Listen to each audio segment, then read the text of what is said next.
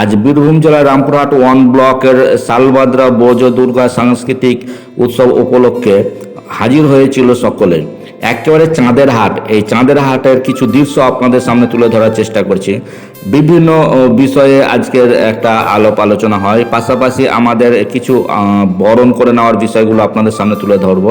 তো তার আগে আজকের এই যে মেলা উপলক্ষে একেবারে চাঁদের হাট, আমাদের বীরভূম জেলার সভাপতি অনুব্রত মণ্ডল মহাশয় উপস্থিত ছিলেন।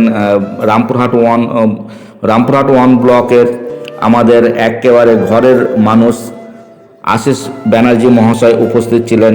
আমাদের বীরভূম জেলার সহসভাধিপতি স্বর্ণলতা সোরেন মহাশয় উপস্থিত ছিলেন এবং মোহাম্মদবাজার ব্লকের সভাপতি পঞ্চায়েত সমিতি প্রবাসিনী মুর্মু মহাশয় উপস্থিত ছিলেন। তো এই চাঁদের হাটের কিছু দৃশ্য আপনাদের সামনে তুলে ধরার চেষ্টা করছি।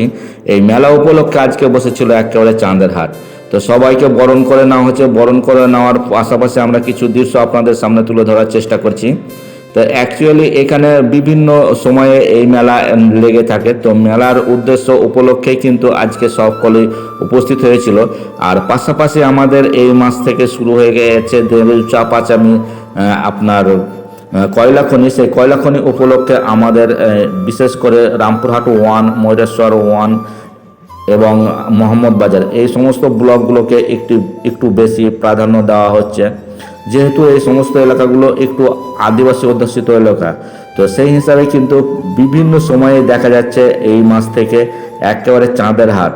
আমাদের মোহাম্মদবাজার ব্লকে মাঝে মধ্যেই কিন্তু আমাদের পঞ্চায়েত সমিতির সভাপতি থেকে শুরু করে সভাধিপতি, জেলা পরিষদ, এছাড়াও আমাদের বীরভূম জেলার সভাপতি অনুব্রত মণ্ডল মহাশয়কে কিন্তু দেখা যাচ্ছে। তারা কিন্তু এই দেউচা পাঁচামির কয়লা খনি নিয়ে বিস্তারিতভাবে ব্যস্ত আছেন, যাতে আমাদের কয়লা খনি সুষ্ঠুভাবে হয় সেইভাবেই কিন্তু কাজ শুরু করে দিয়েছেন। সেই কয়লা খনির কাজ চলছে আমাদের, আর সেই উপলক্ষে কিন্তু বিভিন্ন মানুষের সঙ্গে একটা সম্পর্ক স্থাপনের জন্য কিন্তু এই সমস্ত কার্যকলাপ চলছে।